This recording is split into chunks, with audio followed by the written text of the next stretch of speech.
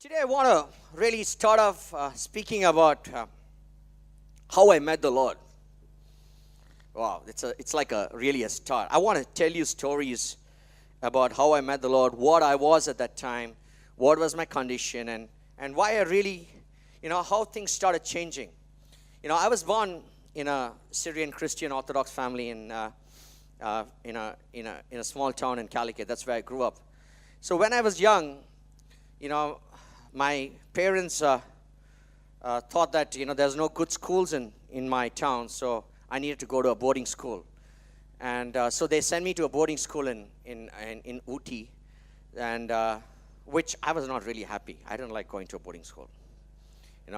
I was in second standard, which is like we're talking about 7 years or 8 years when I went to a boarding school, and for me, I felt really lonely. I felt miserable in this boarding school. And which really affected me. Because I thought that my parents sent me there because they don't like me, And so some of the things, over there, which really actually affected my life, And I was really sad. But the reason why they really sent me to a boarding school is because, in a town which which we came from, Calicut, there were no schools where even people could speak proper English.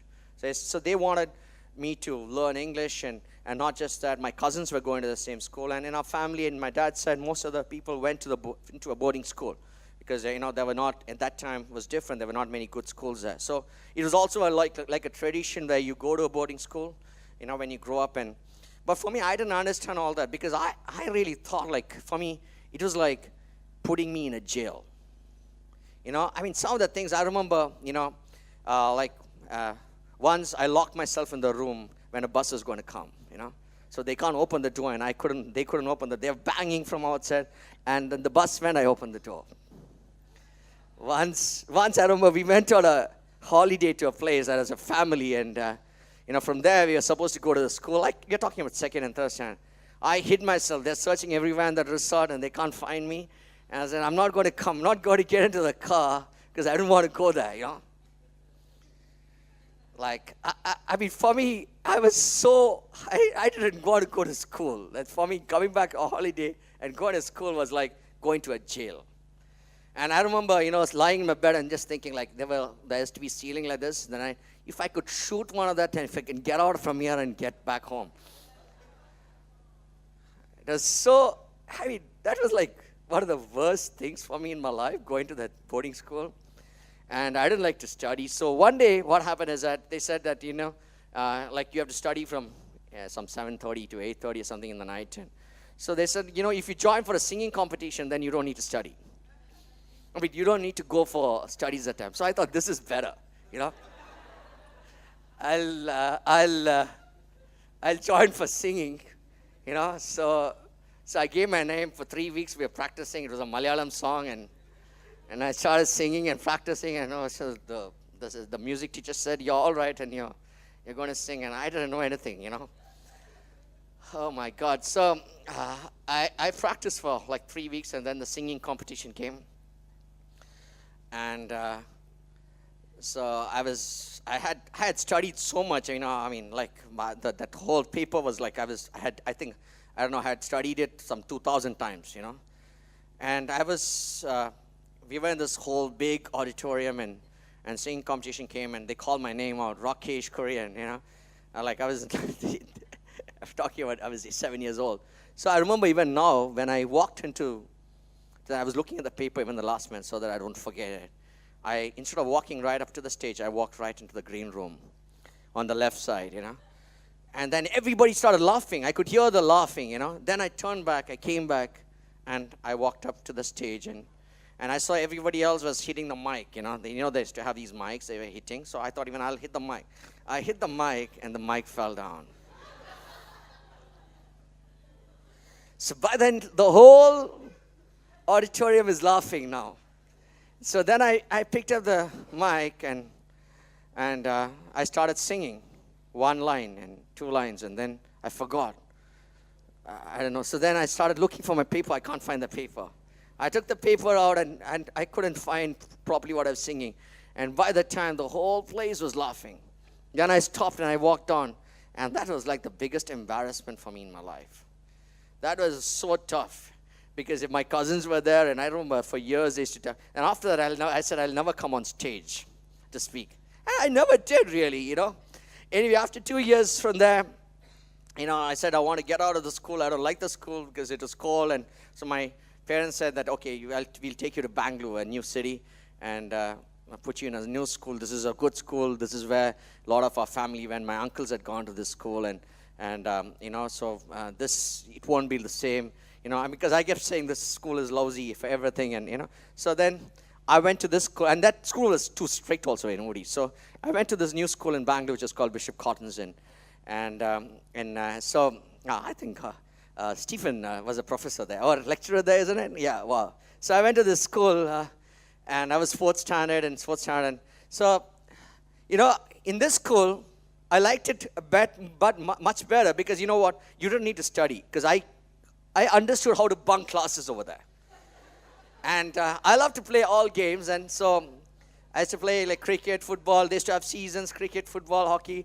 And how I'll bunk is like we used to have a special tuition teacher for our classes, and we, like couple of guys, we started going there for tuition, and then we won't go for that for tuition. We'll go somewhere else, and we start playing, and we started bunking, and bunking classes, saying we're sick, and so. But then I really loved the school for one thing. That's where I really started playing all the games. It was all about playing, and I'll play cricket, and then I'll play football, and I'll play hockey, but what I'm trying to say is, as I grew up, I just had that feeling. There was a void that, my parents don't love me. That's why they've sent me out to the boarding school, and a lot of things. Even when I used to play, it was like trying to escape things.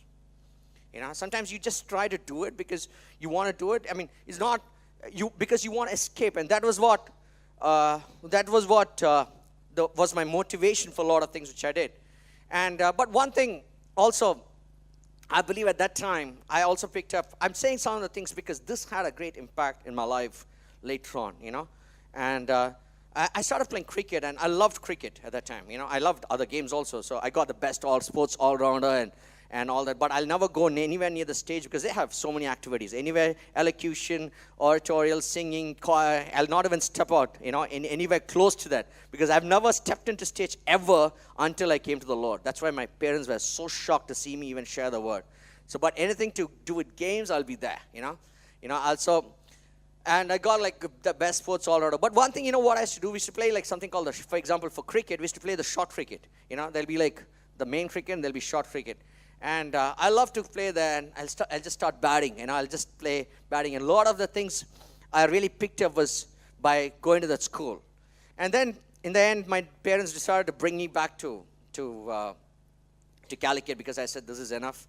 And they told me, if you study well for 1 year, you'll bring me back. So that year I studied well, so that they brought me back to Calicut. Till then I never studied at all.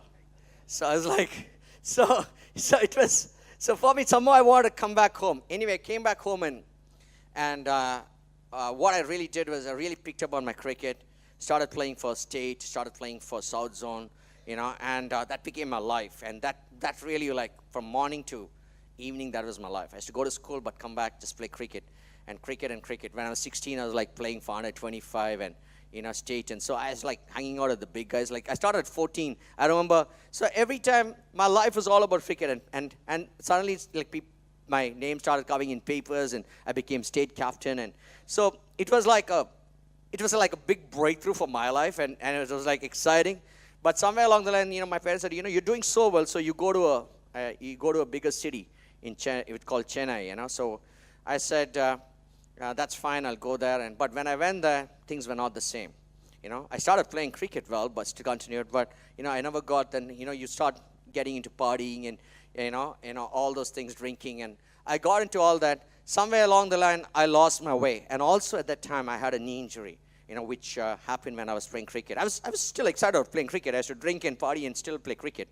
Because you had a lot of friends. Because if you're cricket, you get a lot of friends. You get a lot of invitations for parties. I don't know how it's like that. It's like that. If you don't, because you're sort of like famous in that sense. That you get more invitations, and that just led me astray. And I had this freak accident where I caught the ball and went and hit the gallery, and then my knee broke, and with that, my cricket career really ended.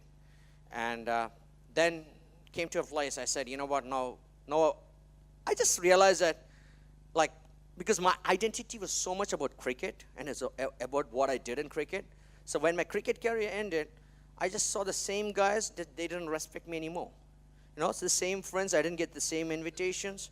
So I said, I saw that everyone who got all these invitations were like business guys, or or they had to be famous somewhere. So I said, you know what? Oh, no, I'll make a lot of money. I'll do business and make a lot of money so that I can be famous. That was, anyway, I took over my dad's business, and my business went into debt. And so this is where I really started seeing myself. It went into debt, and I started drinking not because I really wanted to drink, but because of all the problems. Because I had to have a bottle of beer even to get to sleep. And even in the night, I just get up with nightmares in the night because of just trouble. And I was completely like tortured. And I was seeking God at that time. I was seeking God because there was one sickness after the other which is just following me. I start getting on sickness, and then when that gets healed, and they'll get another sickness, and with all these problems together, I didn't know how to handle life. I tried to go to church. I tried to go to, someone told me, you go to the temple. I said, I'll go anywhere. I just want some peace, And but I was so I grew up in a church which hadn't any power. So even when churches which I went didn't have any power. So I came to a place, I thought that, power is with the Hindus. That was my thinking. So someone told me, you need to go to a palmist. So I went to a palmist, and he told me a lot of things which I thought was true. Then I went to an astrologer, and they started writing things, and that had more power, because I never saw power in the church. And I really literally didn't know that was witchcraft also. So I remember going to a numerologist, and numerologist telling me things, and I was shocked when he was sharing things. And then he told me, 90% of my clients are Christians.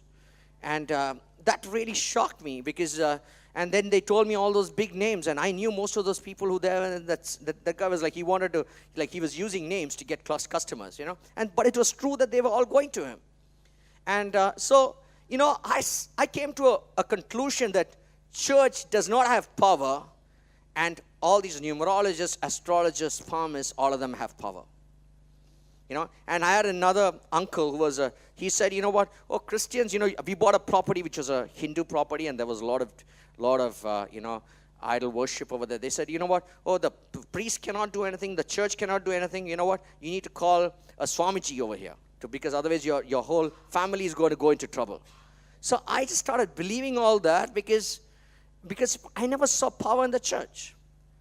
I come from a traditional Christian family, and for us, it was all about, we are our forefathers and how famous we were in the community, in the Orthodox community, and it was all about tradition. It was all about religion, but I never saw any power or any fruit in anything. And I don't think even they believed in that. They were more in it in the church for tradition, because my grandfather built the church, or my dad was a trustee of the church. So, and that's the reason I was going there. And then I remember once I was in this miserable state where I had to drink. I was in bondage. I remember one man was sitting with a parrot, and he was telling the fortune. So he called me, and he said, I want to tell you the future. I said, I want to come. I want to hear what the parrot has to tell about my future. Listen, I wanted to get somewhere where I wanted to hear. I wanted some hope. I wanted some good news. And the parrot told me something. But when parrot prophesied, they take the card, and they tell you, and listen. But what happens is, all that little did I realize, it was leading to more bondage. It was going from one bondage to another bondage. And it was getting miserable. It came to a place in my life. I remember when I was 26, I could not even breathe. I could not breathe. I could not travel in an AC compartment. I could not go in a plane, because I was so suffocated. I was claustrophobic. It had come. The bondage had reached a place I could not live any longer. And I could not sleep for more than 2 hours. I should get up at 2 o'clock in the night with nightmares, And I couldn't even stay even one night without drinking. I'll only drink little, but I mean, that was the truth. I was not a drunkard, but I had to drink because I needed to sleep. And even then, I'll sleep for a few hours. So it came to a place, and people, I owed money. They were after me because I had to give them money, and, it was miserable when people who owe you money call you. That's the worst situation, And they were calling me, and it was not, I was in Chennai in that time. It was not much debt, but for me, that was like a mountain. Like, you get $100 or you get 100 pounds and you have 7,000 pounds to pay. That's a lot. Because, it's a relative thing, isn't it? And for me, it came to a place I didn't know how to live life. I said, I can't continue like this. If I continue like this, I don't know what is going to happen. And my dad was facing a lot of these things which I was going through, but he was like 50 years old and I was 26. Then I wondered how he lived for 55 years. I mean, it was completely suffocating. And then I had a friend of mine, we were coming in a car from Calicut to Bangalore, and who was very close to me. And we had a car crash where a truck came and hit straight into a car. And our car turned, and it tumbled, and we went out of the windscreen, which is unbelievable. I thought that we are dead with that. And it's just like something, because you think about a truck coming and hitting, and our car was parked on the side. And I was sitting in the driver's seat. He came, he just turned to the last thing, and we turned, we went out of the windscreen. We came out, obviously there were a lot of wounds and everything, but nothing had happened to us. And we went to the hospital, and the car was completely gone. It was written off. And we went in, and I thought, this is never ending. Either sickness comes and then this, and I'd already, my one knee was gone, and now this was and I just came back, and I just didn't know what to do in my life. And that's when my friend who was with me in the accident, he went for a charismatic retreat. And he was sitting over there. The counselor came to him, like we have the prophetic rooms, came to him, and he told him about this accident. He said, you know what, God saved you from this accident. Jesus saved you. And we hadn't told this to anybody. He didn't tell this to anybody because he was going to get married in 3 months or something like that. So he had, in fact, come to Bangalore to take suit, and you know how it is there. And when they told him, he was like shocked. And he gave his life to the Lord, hearing all this, because he knew that this was authentic. He wanted to change.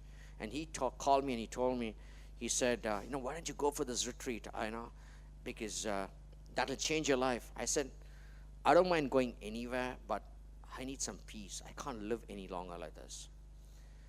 But I said, I haven't sat in a church for 7 days. Those retreats over the time was 7 days from morning 6 o'clock to night 10 o'clock.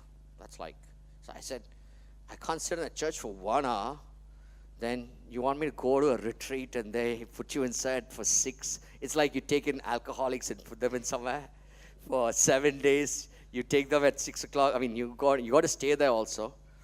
Anyway, I decided, my parents were starting to pray, my aunties and uncles. They said, you know what? Anyway, this life is gone. So they told me, you need to go. You need to go for this. You just go and we'll pray. And anyway, I went for this retreat. It was in Cochin. And even Preeti was there for this retreat, And I didn't know her. Anyway, so I went in over there, and the first day when I met some few friends who were sitting in the back, and we were having fun over there. So just like how it is, and we were sitting in the back and anyway, the first day went, but everybody had, so some of them are coming for the second retreat, third retreat. So I asked them, how is it? Because I always love to know what things are, So I said, it's amazing. But I said, have it changed? Yeah, it changed for 2 months, but then I went back, so I'm coming back again so that I'll get it back again. So it was like a de-addiction center. So I was an alcoholic, I was this, I came back. Oh, it was amazing. But they said that, so anyway, I was excited about this. So anyway, I sat there, and, the preacher told me something. Anyway, you've decided to come. Anyway, so might as well receive. So you have nothing to lose. So I thought that was a good thing, Sitting over there, and I said, I'll might as well hear what he has to say and try to do what he's saying, so that anyway, because my life anyway is in a bad shape. I have no way to go. It was like really the end. And so I did all that what he told for one day and the second day, but I never experienced anything. And sometimes, I look back, I think that was grace, because think about it, for 2 days, I'd never sat in a church for more than an hour. Now we are talking about from 6 o'clock in the morning till 10 o'clock in the morning. And from on the second day, this is like Monday and then it became Tuesday. So I sat till Tuesday night. And at Tuesday night, I remember during the time of worship, I just felt something just shift. And the worship was going on, and I started worshiping. I was like, first time in my life I'm worshiping. It's amazing. It's like seeing those songs, and I was worshiping, and I said, if I don't get touched this Tuesday night, I'm going to go. I'm going to leave. And as the worship was going on, I remember the preacher, who was, I think he's saying, God's calling a person by the name of Rakesh. And as she said that and released that word, I just felt something just come and touch me. And when that, I know it's the presence of the Lord, but it's coming and touching me and saying, son, I've called you. I just could feel that in my spirit.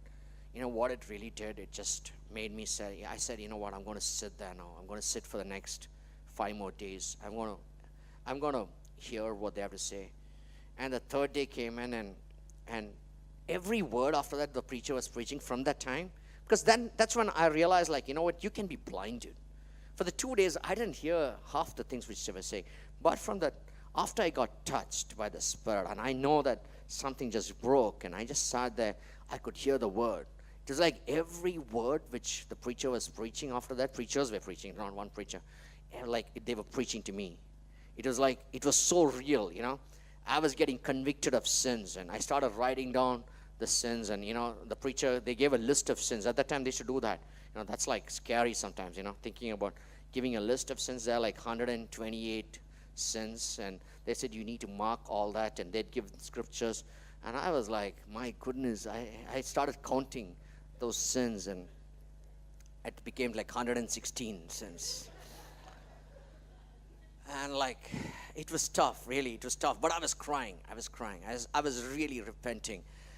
But I was like, I became so open. I said, Lord, and these are truth, because this is the word. It can't go wrong, And I knew that, that's at least I found out the reason for all my problems. That was the best thing, The word started opening up the reasons why I was going through what I was going through, So when my spirit just started getting open up, and then the 4th day came about confession. Now, that time, this was a Catholic charismatic retreat. Think about getting touched there. And you have to go and confess it to priests. Think about James, You're lucky you're not a Catholic. Otherwise, you would have had to confess your evil.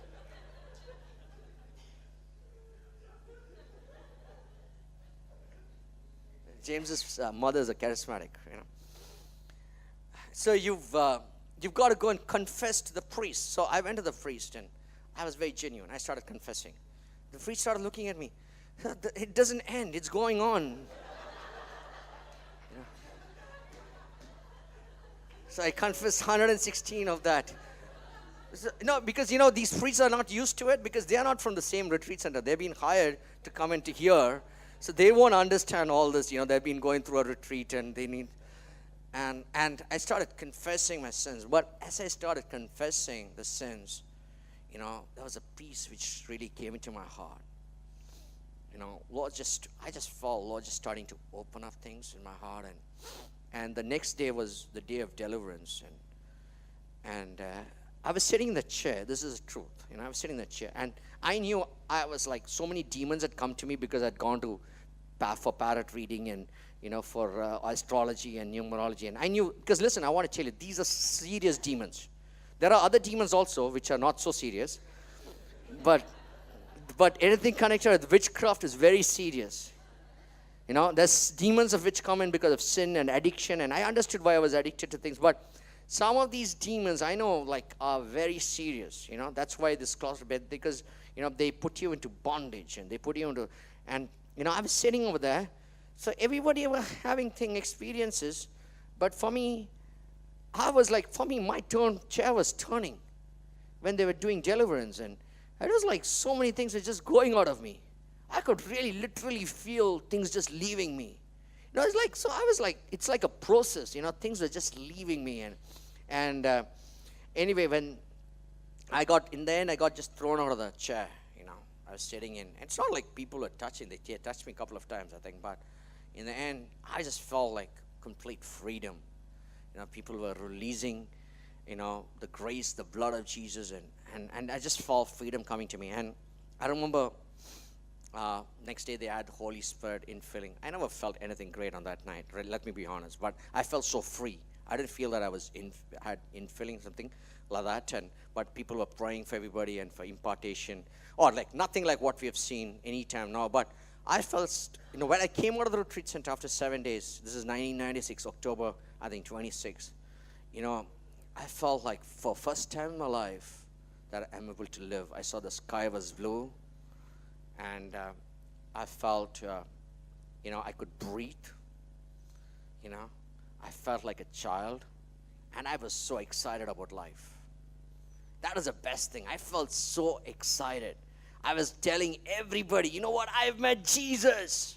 And people are starting to look at me. Anyway, I remember the next 1 week I went back home. I was so excited. I told my mom, I told my dad. My dad told me immediately, you're running away from my problems. You have so much of problems in your business. You have debt. You have this, that. That's right. And but I just was cool. I said, you know what, I met Jesus. I was so excited. My mom was excited for me. She said, even I want to go for this. I convinced anybody, you need to all go for this retreat. I became like evangelist, But the first thing I experienced after that, I was traveling in the train back to the city where I was living, which is Chennai. I was in this AC compartment, and I was reading all the word. They had given me I think there were 1,000 scriptures in the 7 days. I used to take notes at that time,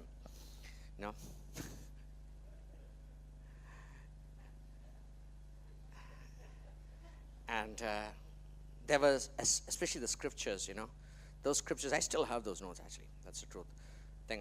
So anyway, I started reading. So I'm not in a good place now. I'm getting quite drunk in this. But anyway, so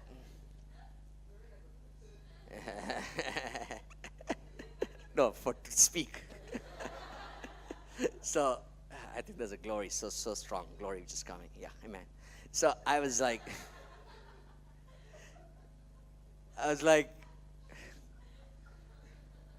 reading some of these scriptures, and having a great time I had a Walkman also, I think, I was having such a great time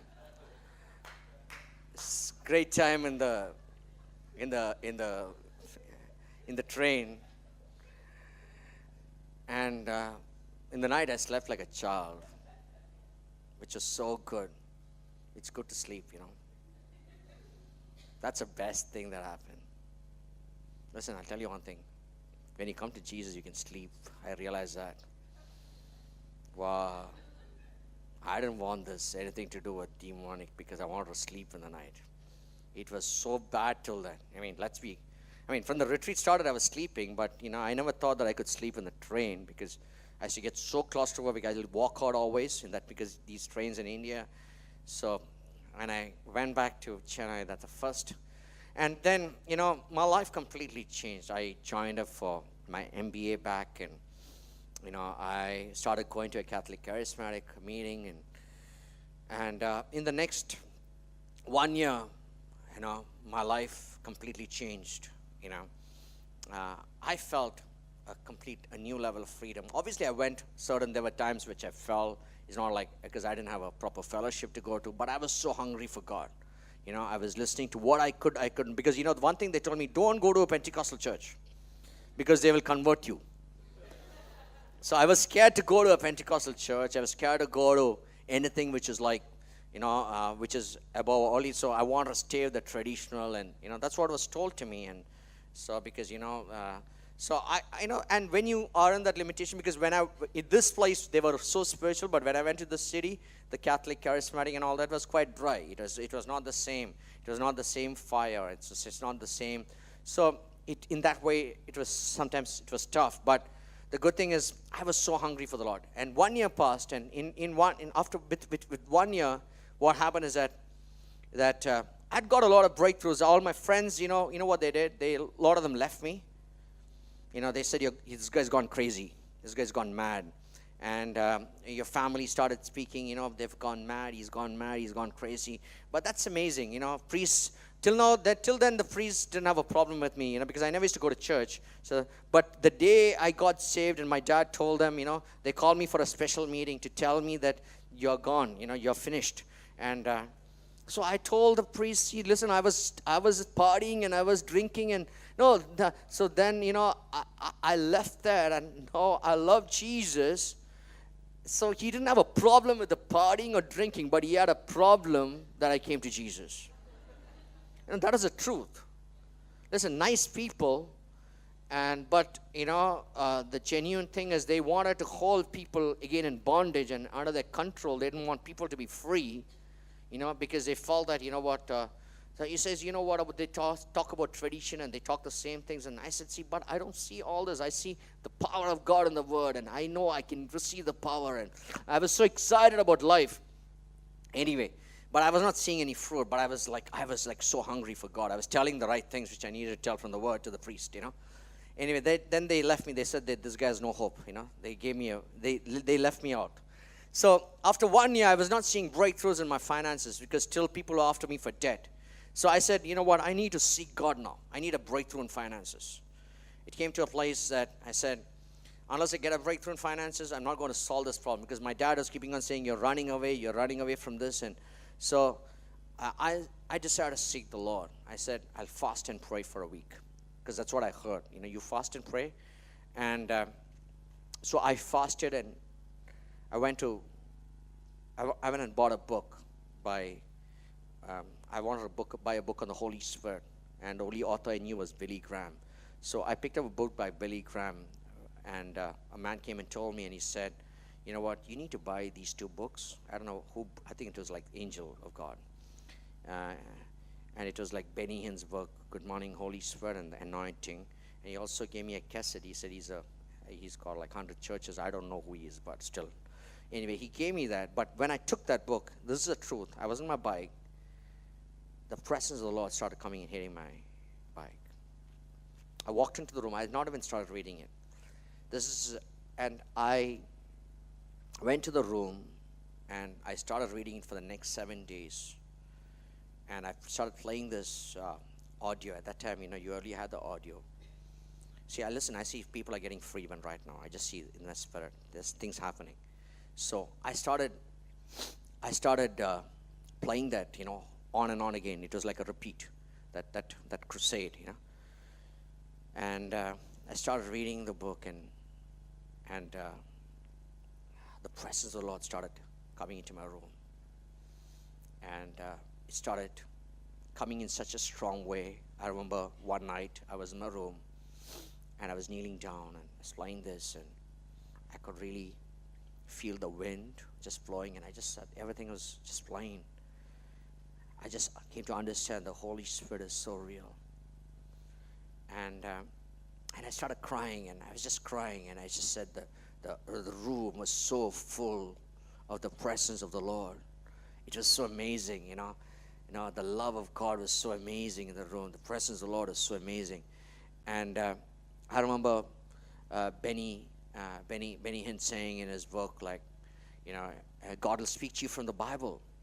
So I said, Lord, can you speak to me? If you can speak to Benny, can you speak to me? And he said, son, yeah, why don't you open the Bible? I'm going to speak to you. And I started opening, and Lord said, turn to Jeremiah 1.